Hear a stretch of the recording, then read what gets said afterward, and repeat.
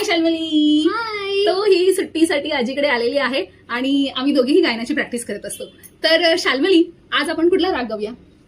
बिंबलासी. ओ yes, मग भीमपलासीचा वादी आणि संवादी स्वर आहे, मध्यम आणि षड्ज. आणि त्याच्यामध्ये कोमल स्वर कोणते आहेत? गांधार आणि निषाद. Very good.